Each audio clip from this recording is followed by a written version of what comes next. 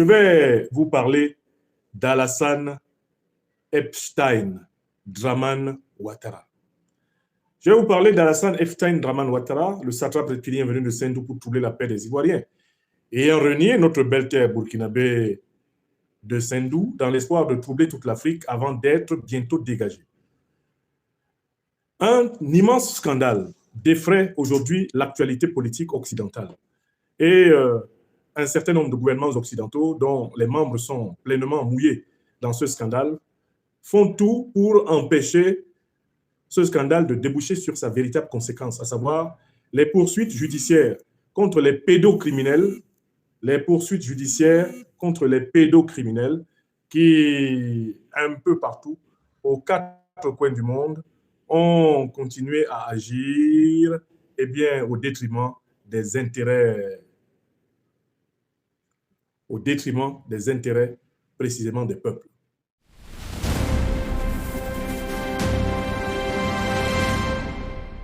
Africains, amis américains, asiatiques, européens de l'Afrique des libertés, dans cette conversation, je voudrais vous entretenir du cas de M. Alassane Epstein Draman Ouattara, le monstre néocolonialiste français et sioniste qui a été imposé à prix de sang, de sueur et de larmes à la tête de la Côte d'Ivoire. Un très grand scandale a éclaté en Occident. Il tourne autour d'un individu nommé Jeffrey Epstein. Cet homme possédait une île entière dans laquelle il avait installé une concession. Et dans cette concession, cet homme s'adonnait aux pires atrocités que l'être humain ait pu imaginer depuis qu'il est sur la planète Terre. Dans cette terrible île d'Epstein, des jeunes femmes et des jeunes garçons en très grand nombre ont été violés. Des enfants ont été torturés. Beaucoup ont été assassinés. Des adultes de toutes origines et de tous les continents, notamment faisant partie des élites politiques, des élites financières, des élites industrielles, des élites militaires du monde occidental, eh bien, tous ces gens-là se sont succédés dans l'île d'Epstein où ils ont accompli des actes d'horreur, des actes de perversion, des actes qui défient même la méchanceté de Satan en personne, des actes ultra diaboliques. Dans l'île d'Epstein, on buvait du sang, on sacrifiait des enfants, on violait, on torturait, on tuait, on mangeait de la chair humaine, on s'adonnait à toutes les dérives imaginables. Et on le faisait sous toutes sortes de justifications. Mais avec le temps, et notamment après que le grand criminel ait été assassiné par ses propres complices, qui ne voulaient pas bien sûr qu'il parle et qu'ils disent jusqu'au bout leur propre implication, on a fini par comprendre à quel jeu jouait ce démon incarné de Jeffrey Epstein. Jeffrey Epstein, selon toutes les enquêtes qui ont été menées et les conclusions qui s'imposent aujourd'hui, est un agent des services de renseignement israéliens, le Mossad. Sa mission originelle était d'amener le plus grand nombre de dirigeants du monde à commettre des actes de perversion, le tout filmé et donc par conséquent le tout enregistré, de telle façon que le régime sioniste d'Israël et son allié, le Deep State américain, soient capables d'imposer leur politique, d'imposer leurs intérêts aux quatre coins du monde à travers ce pouvoir de chantage sur les dirigeants américains, les dirigeants européens, sur les dirigeants occidentaux en général, sur les dirigeants africains, latino-américains et asiatiques qu'ils auraient réussi à amener dans leur rituel satanique. L'Afrique doit bien comprendre en quoi consistait la mécanique d'Epstein. Epstein avait pour but de se saisir du maximum d'élites politiques, élites industrielles, élites financières, élites commerciales, élites sportives, élites artistiques. Il avait pour but de les approcher, de les attirer au maximum possible dans son île ou dans son réseau mondial. Et une fois qu'il les avait attirés dans son île ou dans son réseau mondial, il leur offrait la possibilité de s'adonner à tous les actes de perversité imaginables et possibles. Et ce filou, ce diable d'Epstein, avait pour mission d'enregistrer et de filmer les plus importantes élites de l'Occident, les plus importantes élites africaines, les plus importantes élites asiatiques, latino-américaines, les élites des pays des îles de l'océan Atlantique et de l'océan Indien. Il devait les filmer. Et une fois qu'il les avait filmés, on tenait là la monnaie de chantage qui permettrait au Mossad, c'est-à-dire aux sionistes qui sont donc au pouvoir aujourd'hui en Israël, et cela depuis très longtemps, cela leur permettait d'avoir un moyen de contrôle sur les élites américaines, les élites européennes, les élites africaines, les élites asiatiques, etc. Car en effet, si Epstein vous avait attiré dans son île, que dans son île, vous avez couché avec des petits garçons, vous avez couché avec des petites filles, et que Epstein possède donc les vidéos de vos actions, il lui suffirait de vous montrer qu'il possède cela, et en échange de cela, il obtient que vous meniez dans votre pays la politique que lui, il veut.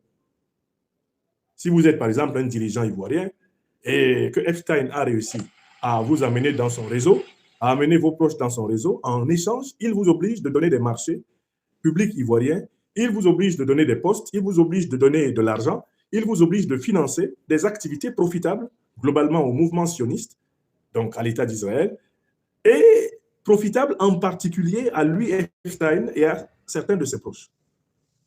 Voilà le mécanisme de cet agent particulier qui a été révélé être un agent secret des renseignements israéliens, mais chargé de la mission de salir le maximum de gens sur la terre afin d'en faire des esclaves financiers, des esclaves politiques, des esclaves psychologiques, des esclaves moraux, et bien, du régime sioniste d'Israël. Tout le monde doit d'abord comprendre à quoi servait Epstein. Ce n'était pas simplement un fou, un malade, un pervers, non. C'était un agent secret au service du Mossad, au service de l'influence d'Israël sur les États-Unis, l'influence d'Israël sur l'Europe, l'influence d'Israël sur l'Amérique, sur l'Asie, sur l'Afrique, l'influence d'Israël dans le monde entier. Voilà sa première fonction. C'est dans le cadre de ce travail qu'il a entraîné beaucoup de gens dans la spirale de sa perversion. On retrouve des anciens dirigeants, anciens chefs d'État américains, comme Bill Clinton, dans la liste. On retrouve des princes de la couronne d'Angleterre, comme le prince Andrew, dans la liste. On retrouve des hauts dirigeants, ministres français, comme Jacques Lang, dans la liste. On retrouve des personnalités de plusieurs pays dans les listes, dans les fichiers, dans les échanges comme ça. Donc, dans mon intervention sur ce dossier, je voudrais vous dire que pour ma part, je n'ai pas supporté de regarder pendant plus de 10 minutes le contenu des vidéos révélées autour de cette affaire d'Epstein. C'est humainement, c'est psychologiquement, c'est moralement insupportable. Je vous déconseille de regarder les vidéos. Parce que si vous regardez les vidéos, vous risquez de souffrir d'une contamination psychique démoniaque et qui va se traduire par des cauchemars, qui va se traduire par de l'angoisse, qui va se traduire même par de la mauvaise humeur. Ne vous intéressez pas à contempler les abominations qui ont été perpétrées par Epstein et par ses compagnons. Parce qu'on ne contemple pas en vain ces abominations. Elles ont un pouvoir de contamination. Il faut essentiellement que ce soit des personnes qui sont préparées spirituellement, préparées moralement, préparées psychologiquement, préparées intellectuellement, philosophiquement. Ce sont de telles personnes assermentées qui peuvent regarder ce que Epstein et ses complices ont fait. N'y allez pas par voyeurisme. Je m'adresse en particulier à la jeunesse africaine. Je m'adresse aux familles africaines. Je m'adresse à tous les internautes. Ne cherchez pas à contempler cela. Je crois quand même que je suis plutôt bien structuré pour résister aux formes d'intoxication démoniaque, diabolique, aux formes d'intoxication psychique. Mais je vous dis que je ne me suis pas permis de regarder, moi, plus de 10 minutes. Il me fallait m'imprégner du degré d'atrocité, de bassesse, de perversion, de diabolicité auquel ces gens sont parvenus. Les 10 minutes que j'ai regardées, les 10 minutes de vidéo, d'images de ce diable incarné d'Epstein et de ses compagnons, une immense, un nombre incroyable d'élites de la finance, élites de l'industrie, élites politiques, élites économiques, élites sportives, élites artistiques.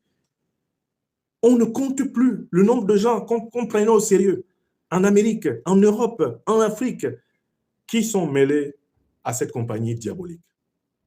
Faite d'orgies, de beuveries, faite de sacrifices humains, faite d'atrocités, de perversions, faite de crimes, faite de viols, faite de dépravation, faite de bestialité.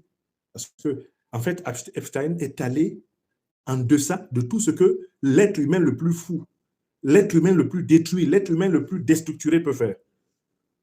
Même quand on irait dans les hôpitaux psychiatriques pour regarder les pires sujets psychiatriques internés partout sur la Terre, Epstein a battu le record des actes posés. Et il n'y a pas un seul fou sur la Terre qui a été plus fou qu'Epstein. Et Epstein a entraîné dans cette folie un nombre incalculable de gens qu'on regarde comme des gentlemen et des gentlewomen, des gens ordinaires. Ça, c'est le premier point. Alors, la question qu'on peut se poser, c'est, mais en Afrique, qui est donc à l'avant-garde? Qui est le nom africain connu dans la sous-région dite d'Afrique francophone? Quel est le nom africain le plus cité dans cette histoire? Qui est l'individu qui ne manque pas dans la sauce de la perversion, la sauce du mal?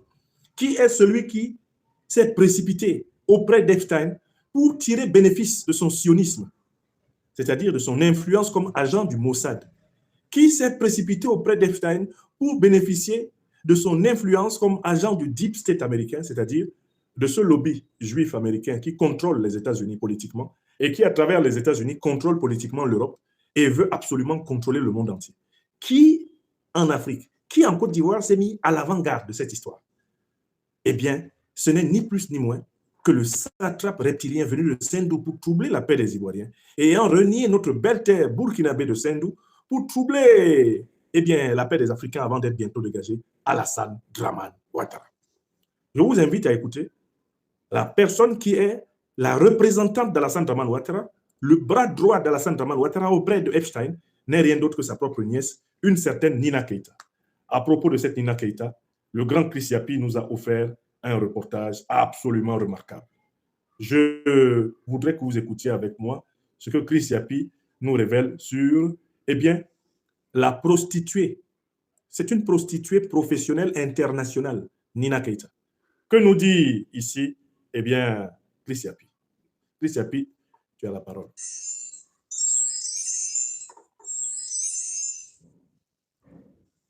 Scandaleux mariage de la nièce d'Alassane Ouattara. Alcool, drogue, musulmane, enceinte et buvant de l'alcool en présence de la famille présidentielle. Oui, vous avez bien entendu.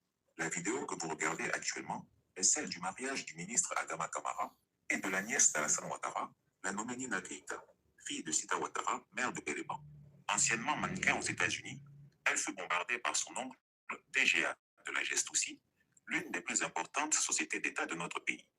Au moment où Alassane Ouattara prétend mener une opération anticorruption, une opération de moralisation de la vie publique ivoirienne, et que des DG sont publiquement limogés, regardez le bling-bling de cette cérémonie à coups de milliards de nos francs. Ce faste outrancier de la famille d'Alassane Ouattara n'est en rien différent du bling-bling de Karim Keïta, fils de Ibeka au Mali, qui a exaspéré les Maliens et qui ont fini par chasser son père du pouvoir. Chris Yapi vous a déjà dit qu'Alassane Ouattara n'était pas musulman, mais qu'il utilise l'islam à des fins politiques. Voilà la preuve. On voit bien sa nièce buvant du champagne, peut-être même sortie de la cave de son oncle Alassane Ouattara. Bien sûr, il a du Et là, champagne. je vais interroger le cousin et les imams. Est-il normal qu'une musulmane boive de l'alcool? Est-il normal qu'une musulmane soit enceinte et boive de l'alcool pendant le mariage? Est-il normal que dans ces conditions, des imams aient accepté de célébrer le mariage musulman qui s'en est suivi? Tout le monde a pu noter sur les vidéos la présence du couple présidentiel à la cérémonie de mariage. Quel gaspillage des deniers publics! Qui peut dire avec certitude que Nina Keïta n'a pas puisé dans les caisses de la Gestoussi pour s'offrir un mariage hollywoodien? Elle qui a épousé Maître Adama Kamara et qui a exigé qu'il soit nommé ministre. Jeunes Ivoiriens ambitieux, vous savez ce qu'il vous reste à faire si vous voulez devenir ministre en Côte d'Ivoire. Comment alors exiger des pauvres DG des sociétés d'État et autres fonctionnaires de ne pas puiser dans les caisses publiques quand la famille présidentielle peut faire de l'argent public ce qu'elle veut? Chers Ivoiriens, vous comprenez désormais pourquoi la famille Ouattara ne peut pas se permettre de lâcher le pouvoir. Est-ce que vous comprenez maintenant pourquoi on crée l'Union du Grand Nord pour pérenniser la dynastie? C'est pourquoi Chris Yapi lance un appel au peuple du Nord de la Côte d'Ivoire. Alassane Ouattara vous a assez trompé, il vous a assez manipulé. L'Union du Grand Nord qu'il veut créer, ce n'est pas pour vous, c'est pour confisquer le pouvoir pour sa seule famille. Qu'est-ce que les fils et les filles du Nord ont gagné depuis l'accession au pouvoir d'Alassane Ouattara? Seule sa famille et son petit clan bouffent tout l'argent du pays. Ils font des mariages au champagne, paient les imams pour célébrer les mariages en toute illégalité. Pendant ce temps, les dignes fils du Nord sont tués ou empoisonnés. Amadou Koulibaly, Ahmed Bakayoko, Ouattao, etc. Quelle région du Nord n'a pas un fils mort ou en prison, comme Kader Doumbia, Herman Koné, Soul Toussoul, etc., par le fait même d'Alassane Ouattara? Je vous pose la question de sincérité. Quelle région du Nord n'a pas, sous le régime de Ouattara, vu ses fils et ses filles tués, emprisonnés, empoisonnés, exilés comme Guillaume Soro, ou encore limogés comme Diaby Lanciné et Eloge Soro Kipeya pour les plus récents? Mettez la main sur le Coran et jurez.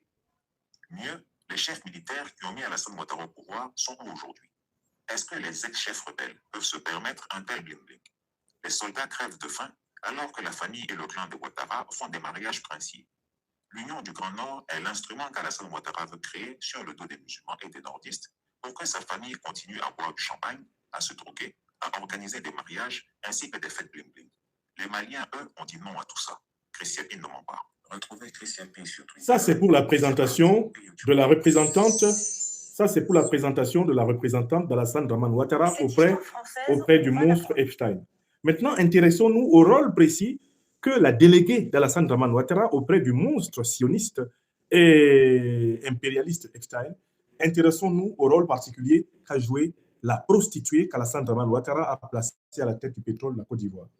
Regardons de manière très précise son rôle. Il y a ici une vidéo de Brut qui nous amène droit dans le sujet. Une vidéo de Brut que je voudrais vous faire maintenant écouter. C'est une vidéo de Brut. Le gouvernement français. Je vais vous la montrer. Voilà. La voici. Avec un peu de chance, vous allez pouvoir bénéficier d'une présentation du pédigré de la prostituée internationale utilisée par Alassane Ouattara pour s'assurer le soutien du deep state américain, le soutien des sionistes et le soutien tout naturellement des néocolonialistes français qui n'ont pas manqué de participer à cette grande orgie, à cette grande beuverie, à cette grande cérémonie diabolique organisée par Epstein contre les valeurs de l'humanité. Voyons ce qu'il en est. La vidéo se télécharge. Soyez juste un peu patients, mes chers amis. Nous allons voir ce qu'il en est.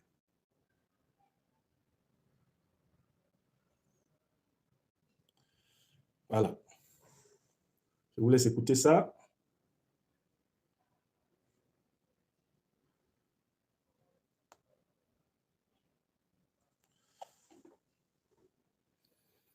Il faut que vous voyez jusqu'où ils sont allés. En Côte d'Ivoire, la nièce du président aurait, je cite, joué les entremetteuses pour Jeffrey Epstein. C'est ce qu'affirme un article du média Le Monde publié aujourd'hui. On t'explique. Nina Keïta est la nièce du président Alassane Ouattara. Elle a 44 ans, ancien mannequin. Elle a été conseillère au ministère ivoirien du budget. Nina Keïta est actuellement la numéro 2 de la société publique de gestion de fonds pétroliers de la Côte d'Ivoire. Son nom apparaît 300 fois dans les 300 fois documents qu'a publié le 30 janvier le ministère de la Justice américain. Elle aurait ainsi échangé des centaines de mails avec Jeffrey Epstein entre 2011 et 2018. Selon les documents de la justice américaine, Nina Keïta lui aurait ainsi présenté à New York son oncle Alassane Ouattara en 2011, qui venait d'accéder au pouvoir. Les liens auraient été ainsi renforcés par une visite en 2012 à Abidjan. Dans ces mails, Jeffrey Epstein se réjouit de connaître la nièce du président depuis des années. Lorsqu'elle était mannequin, Nina Keïta a longtemps été représentée par l'agence française Karen Models, dirigée par Jean-Luc Brunel, connu comme très proche de Jeffrey Epstein.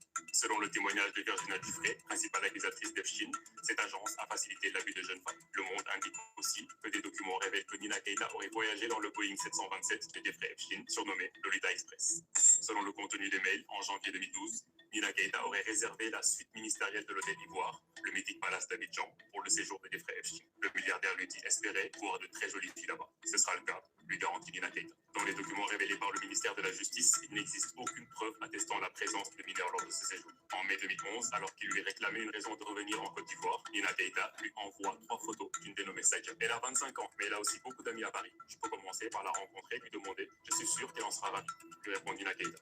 Lorsque plus tard dans les échanges, Jeffrey Epstein dit les préférés en dessous de 25 ans, Nina Keïta lui envoie une photo d'une jeune femme présentée comme la sœur de Sadia. Pour l'instant, ni Nina Keïta ni la geste aussi n'ont commenté cette affaire.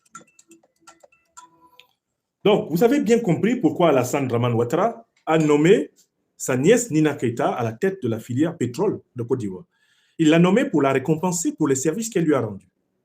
Elle lui a rendu un double service. Premièrement, elle lui a permis d'entrer en contact avec l'agent du Mossad qui, à travers ces fameuses vidéos pédocriminelles, tenait déjà l'essentiel de la classe politique américaine par la monnaie du chantage. Elle a permis à Alassane Ouattara d'entrer en contact ainsi avec un agent de ce qu'on appelle le Deep State américain, c'est-à-dire le lobby juif américain, lequel en réalité contrôle l'essentiel de la politique des États-Unis et qui, à travers le contrôle de la politique des États-Unis, contrôle la politique européenne et qui, à travers le contrôle de la politique européenne, ambitionne de contrôler la politique mondiale. Donc, Alassane Dramane Ouattara accorde à cette nièce, à Nina Keïta, une importance fondamentale.